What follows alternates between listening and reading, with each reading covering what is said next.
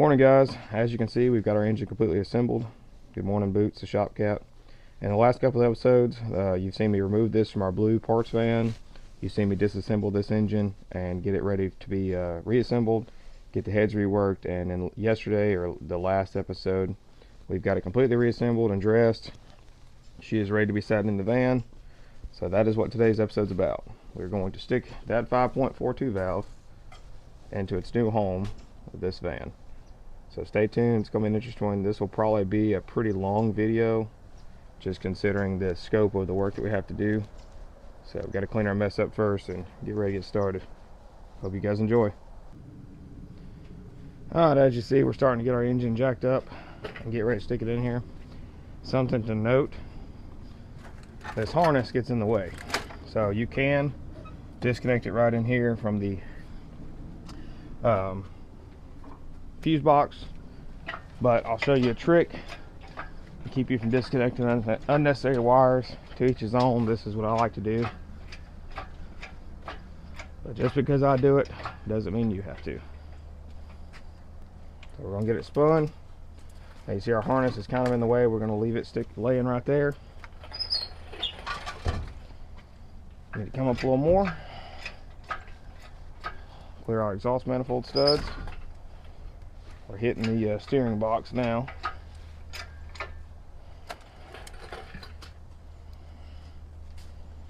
So this is a process that you do not want to rush. There's no reason to go fast and trying to stick it in there real fast.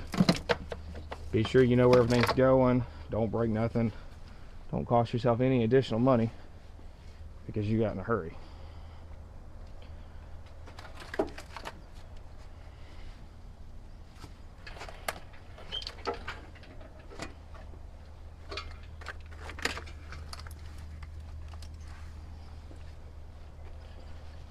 We still look pretty good. I think our transmission lines are giving us a little bit of a problem. Yep.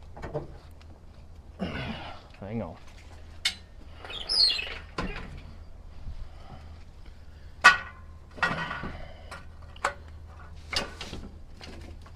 There we go. Now I get her spun back around. Now, as you can see, we've got a pretty good little ways we can come down. Real slow and steady. Work it in. Come down a little more. Now you can take your harness and flip it up here. It is a little more to wrangle around, but it beats taking all that wiring and stuff loose. So I'm gonna get you guys a little better camera angle here. There we go. So I apologize about the tripod being in the camera. There's not a whole lot I can do about it.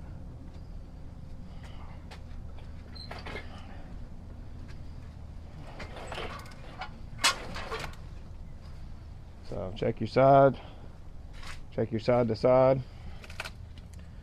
There's a lot of stuff that is going to touch or rub, so it's not a big deal if it rubs on it or any of that stuff. So make sure your coolant lines are out of the way. Mine are giving me a little bit of a hard time over here. There we go. We're clear on this side. We'll run in here real quick, take the doghouse off.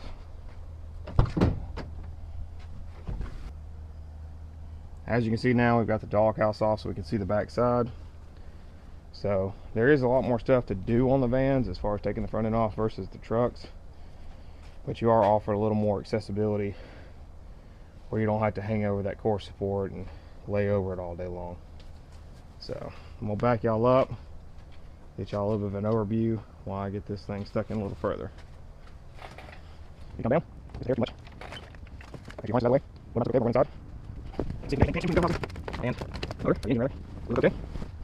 You don't want anything in the 10,000 and back of the block. It's not supposed to be there. Come down a little more. You can see the harness down, so down here, voice in the Cowan. So now, there we go. Get a little pan past the crossover.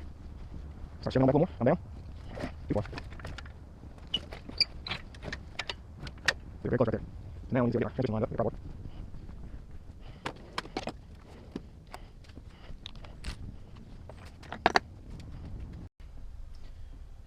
Alright, I'm going to crawl under there and show you guys in just a minute the next couple things you need to do.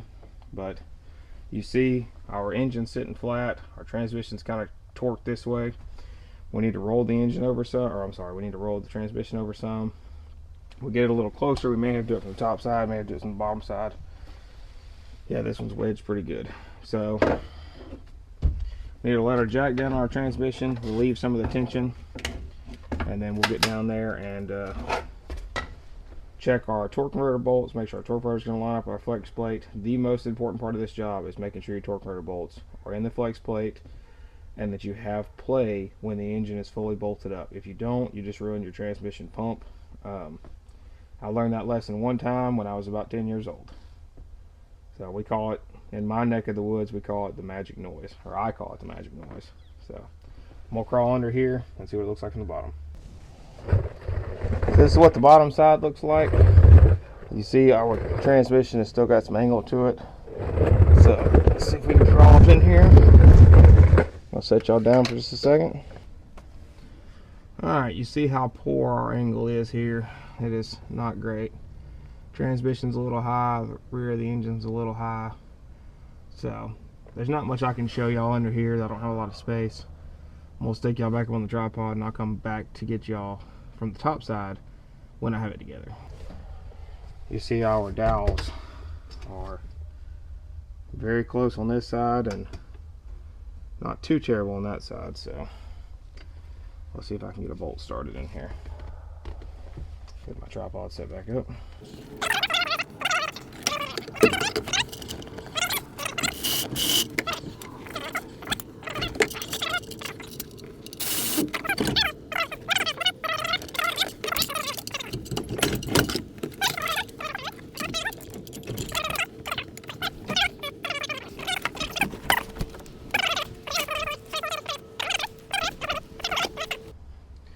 So you see this mount right here, right there, is already in the holes. All it needs to do is sit down.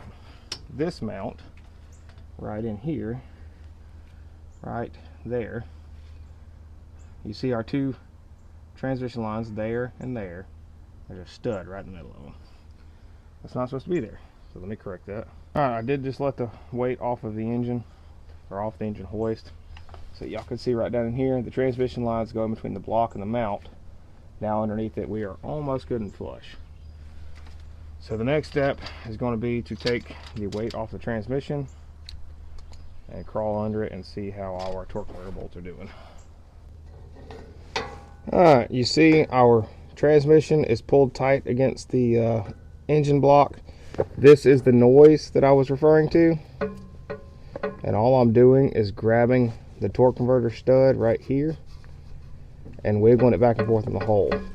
All that tells you is that your converter has not slid forward and rotated. These things have to be pushed in and turned and kind of set them in the pump, because there's multiple different things it has to set in. And if it's fell out, your bell house, or I'm sorry, your flex plate will push on it and you will damage the internals of the transmission, pump, converter, etc. So if you ever hear me refer to the magic noise, that is the magic noise. So I'm gonna get the bottom half buttoned up. We've still got our motor mounts to install as far as our nuts goes. Get the rest of our bell housing bolts, get our cover plate, torque converter bolts, and the starter. And then the bottom side, with the exception of the exhaust, is pretty well done, and we can move around to the top. So I'll be back with you guys in just a moment. Alright, we've pretty much got the bottom done. The only thing I got left is to hook up my old cooler coolant lines. The reason I haven't done them yet is I want to get the power steering pump in there first. With the lines and the hoses and all run, it's kind of aggravating to fight against yourself. So get your power steering pump. You've got two bolts up top, and on these later models there's a bolt here. Now there is a provision to move the bolt, but there's really no reason if you don't ever think about having the engine out of it or whatever. So because I've already got loose, I'm gonna put it back in the factory maintained position. So go ahead and get your top one started. These two got dowels to line the pump up with your belt on, so make sure the dowels are still in it. 3 bolts hold the pump on, 2 up top, 1 bottom.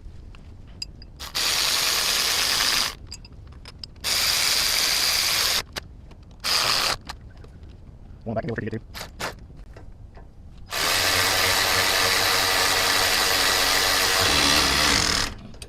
Okay, now our power steering pump is on. The next thing we can install is our lower rad hose. So I'm gonna get the camera moved around here and stood back up.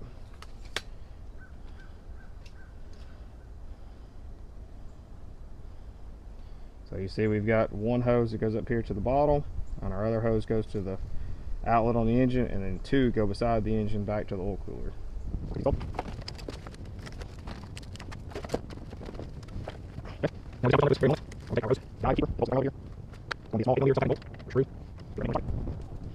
A friend of mine told me this dad said this, man put it together, man can take it apart.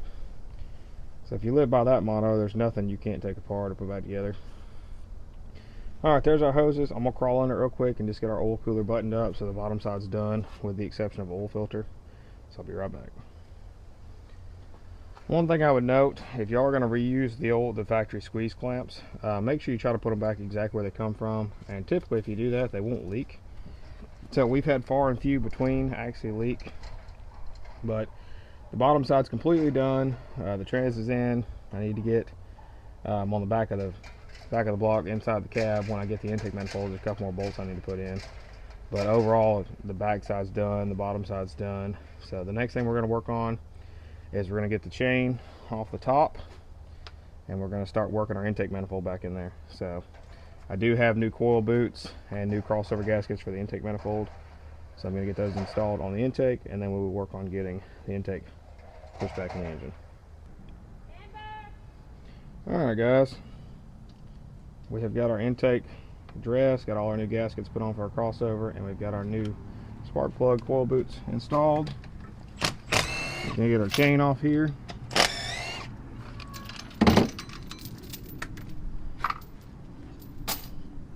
Now we need to take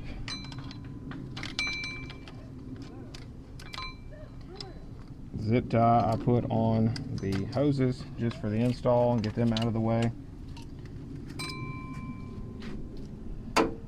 Get our wiring harness slipped over, get it out of the way.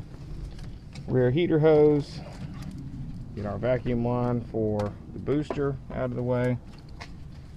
So all you want to do is just try to make it as easy as possible to slip this thing in here. Again, get our tape off of it. So obviously we use tape to keep from any trash and debris falling in the intake ports while we're installing it.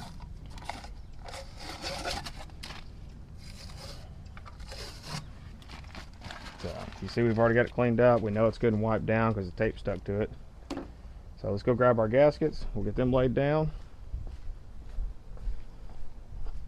Alright, we've got all our new intake gaskets. So we're going to get this kit opened.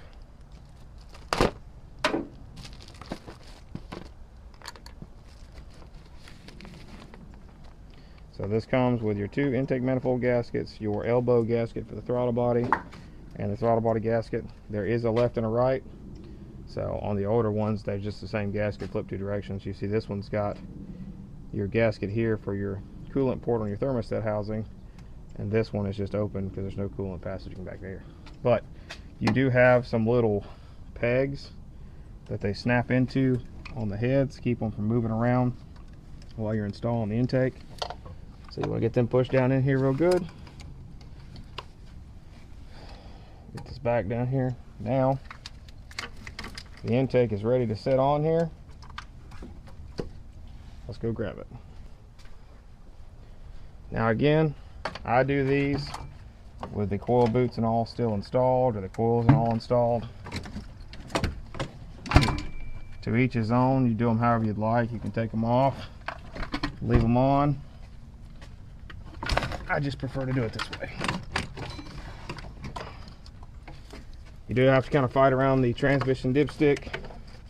It can be a little frustrating, but just take your hand, but you leave the coils installed. Make sure your wiring harness isn't pinched, and they'll set right down in there. Now you can lift this side up and do the same thing. All I'm going to do is get them into the plug wells. Get it together. Around your backside, grab one.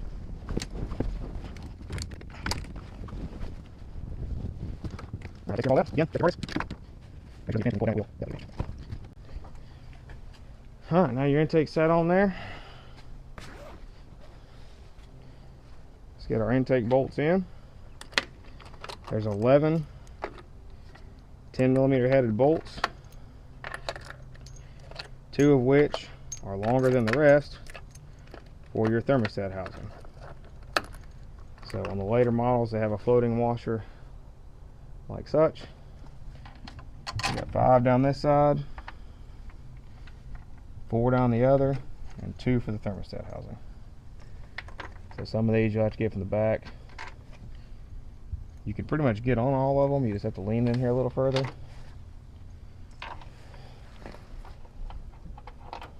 So.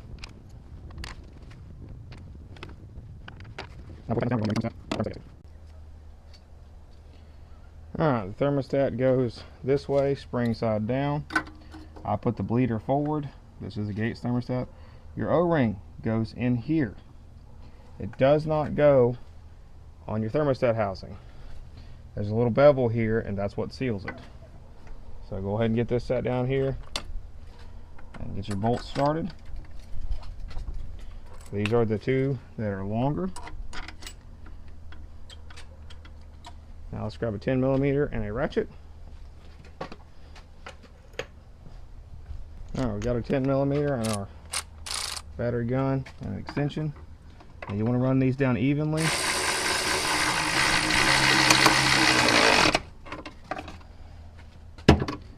In kind of a sequential pattern.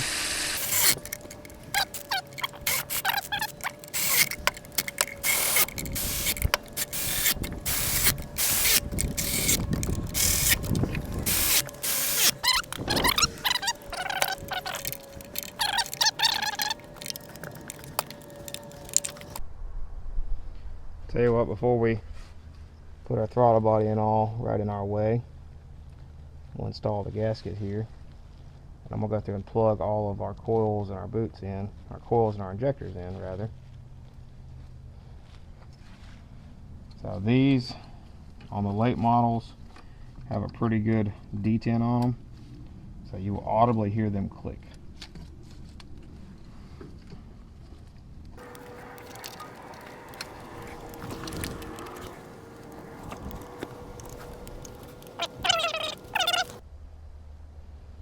Alright, all of our injectors are in. We're going to go ahead and tie down our dipstick tube, and then we will plug our computer back in. It should be an 8mm, some or a 10mm on the dipstick for the transmission. Now we can go ahead and get our computer plugged back in, starting with the transmission harness.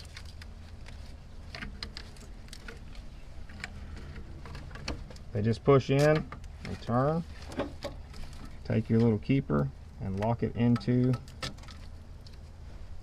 the mount. Now take your additional wire up here, get it locked in the little tab, little Christmas tree, if you will. Same thing with the engine harness. Slide in and push the knob. Now that takes care of all of our electronics, with the exception of the alternator, which we'll get to that in just a minute. Or actually, as a matter of fact, we may do it next. Yeah, we'll go ahead and put the alternator on next. You take your 2 bolts for the bottom and go ahead and start them.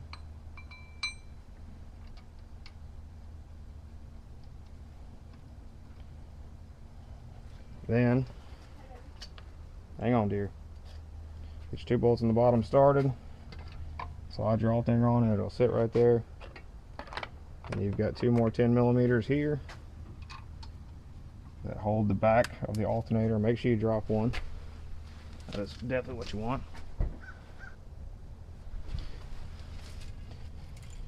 Make sure you get you a magnet. That way, when you drop your bolts in the Never Never Land, you can get them. So take your other 10mm here. We're going to go ahead and tighten all this up.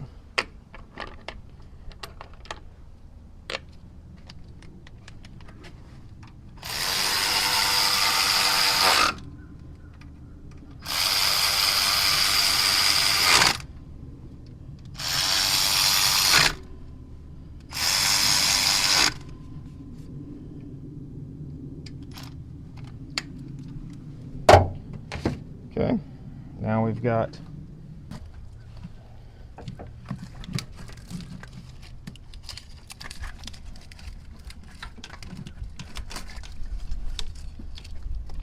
so there's a keeper here, push it on. Well, you're gonna have to take that back off. I'm going to tell you, I forgot something on the engine harness when I installed everything, so I'll fix that in just a second. 13 millimeter on all the late model alternators instead of a 10.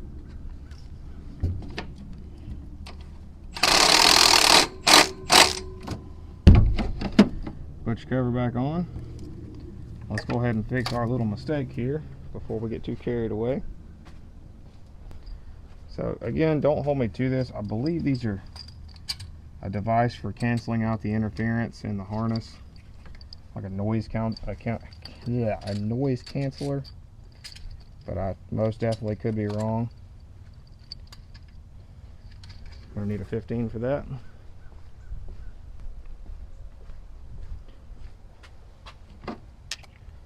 Take your 15, run these nuts on.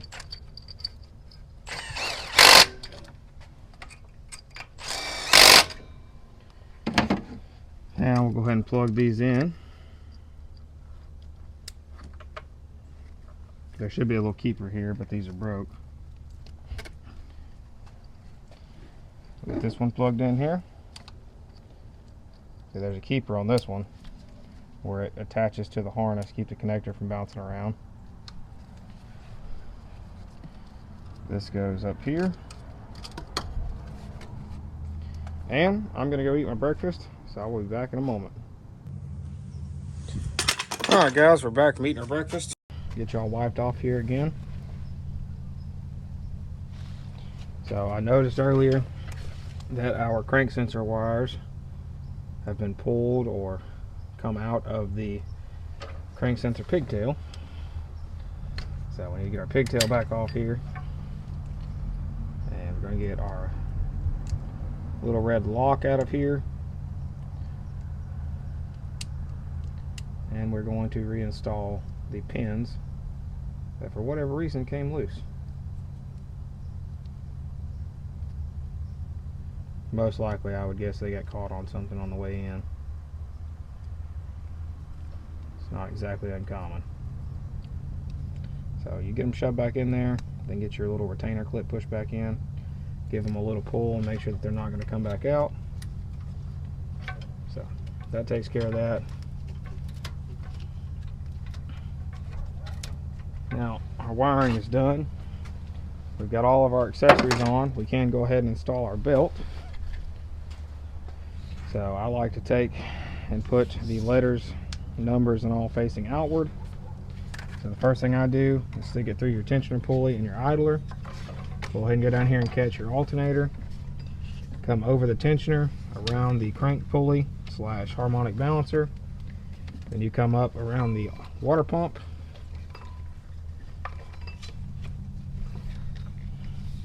Go from the water pump down around the power steering pump.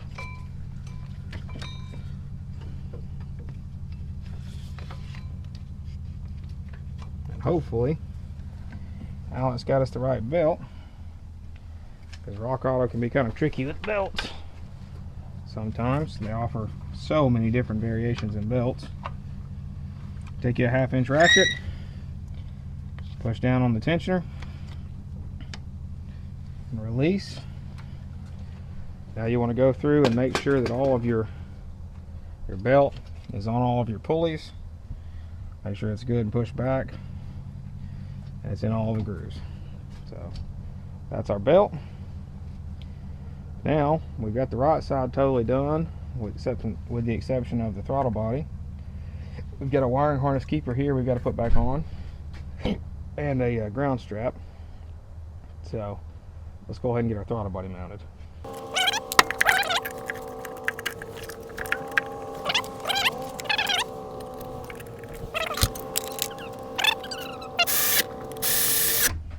I guess takes care of those two.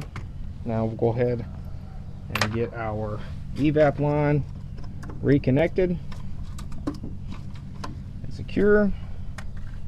We will get our vacuum line for the brake booster reconnected and secure.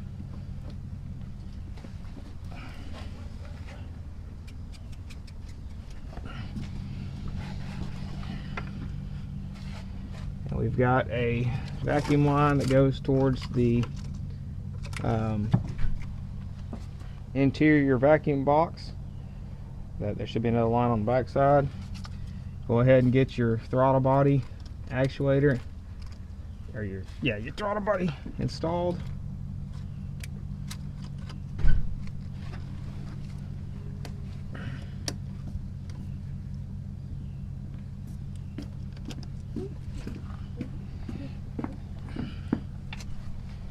The wiring's done for the throttle body.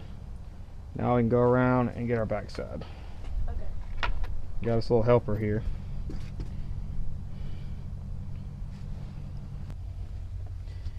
Alright, as you can see, now we're inside the van looking through the doghouse. We've still got a few things to install, some of which looks like we have a few missing nuts and bolts. So get our fuel line reconnected. The fuel line's on. We will get our throttle position sensor plugged back in. Now we can get our evap line hooked back up. We'll take our two small 8mm bolts and get them started back in to the throttle body neck.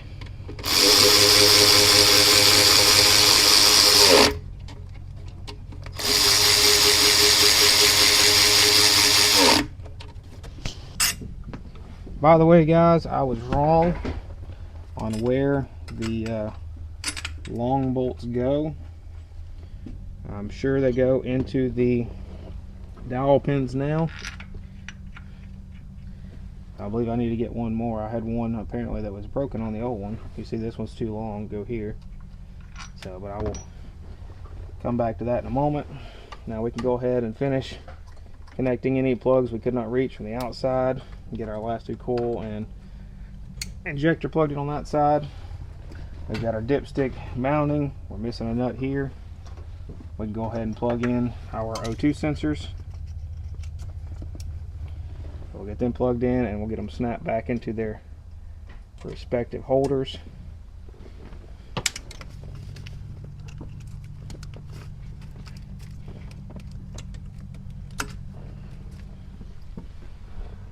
I need that, and then I need a socket that fits this. So now that takes care of all that. We need to tighten up our last two bell housing bolts. We've got a vacuum line I got to grab that runs from here over and from there forward. Then we've got our ground strap we need to install, and we need to find our elbow for the vacuum line for the interior vacuum box. I'll stay tuned. I'll be right back. Alright, we grab the rest of our hardware. We've got a 10mm nut here that holds the dipstick to the back of the block. And then down here, we've got a 10mm bolt that attaches the ground strap to the back of the head. So we'll go ahead and get both of those tightened down.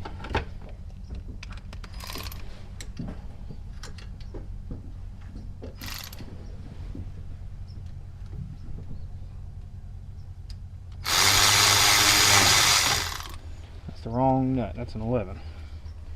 So I'll grab a tool and tighten it down in a moment.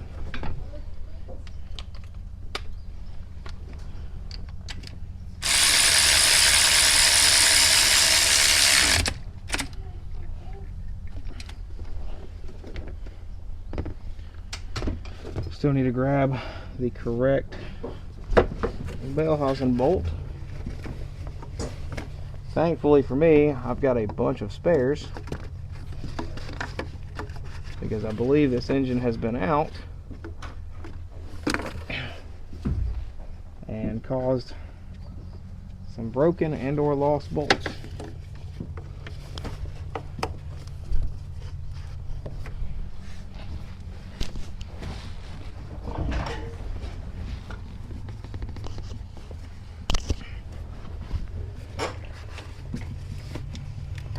Tell you what, wearing this onesie makes it warm, but man, it's hard to move around.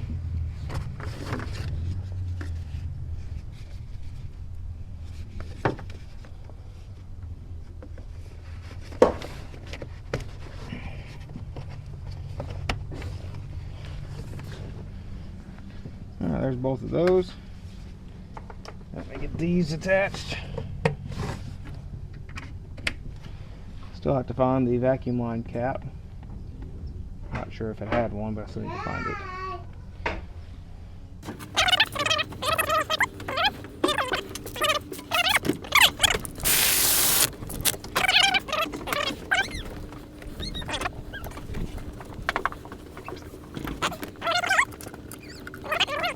Alright, we take this keeper off one more time. And we got a bracket and a nut that goes here, as well as our ground strap. So our ground strap on here now, like so. And we're going to get our nut installed. And we'll tighten up. Get our harness plug back on. Now this harness connects here, assuming that the tabs aren't broken. Yeah, they are. So I'll see if I find a tab or chasing around zip tie there. So the next thing we find, we'll go ahead and get our oil filter neck. And get this back on through here, like so. So now we find there's a, this one should fit in. Let's go find our 8mm nut. Move into an additional pack of bolts here. Bucket ready. So this is going to be a small washer 8mm bolt. Get stuff back on there. Go ahead and find our 8. Alright. Got our filling neck. Got our clamp on down here on the bottom. There we go. You can see it all the way. First time you use it. Check out our workbench. Okay. These two lines go to the condenser. This one here goes over to your evaporator cord. Sorry, yeah, evaporator cord. Like so. Always check your O-rings. These 13mm. Okay. Now I've got to get the keeper from the bottom down here, unmangled, and get the power steering hose bolt found. And we'll go into our power steering line and our transmission line. So we'll hold it here, and I'll see your transmission line. Or power steering line, sorry. Very small stuff. Alright, now we got our keeper. It is unfortunately a little mangled. Most of them get stuck. But we can go ahead and feed our wiring harness around where it goes.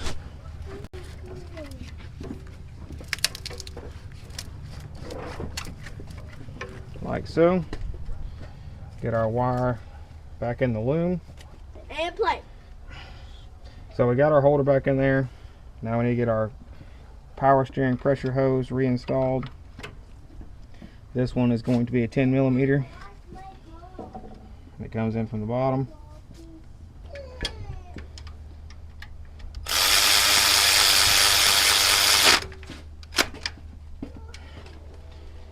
Alright, that takes care of our lines, our power steering hose. See everything from here. So we got the power steering hooked up. See down here we've got it back in our keeper for our transmission lines and our wiring harness.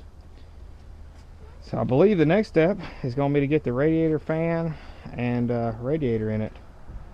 So let's go ahead and get the fan installed next. I'll get y'all stood back up. If there's any bad or funny shots, my daughter is playing cameraman, so we'll blame her. Be right back. Alright, grab your fan.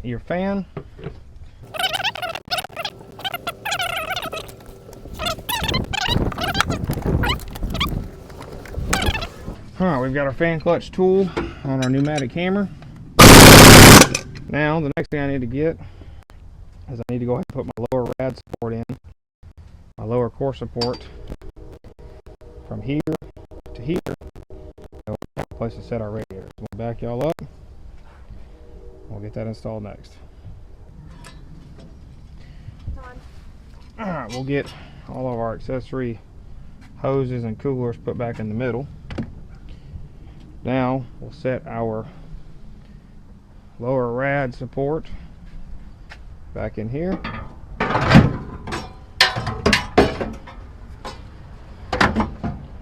Like so. I'm going to get to where you can actually see what you're doing. Take this off so I can actually record better. There we go. Currently we are getting our lower radiator hose hooked to the radiator. We're getting our transmission lines reinstalled for the transmission cooler that's built into the radiator. So, messy job, but somebody's got to go, right? That is correct. We'll go ahead and tighten our radiator drain while we're down here.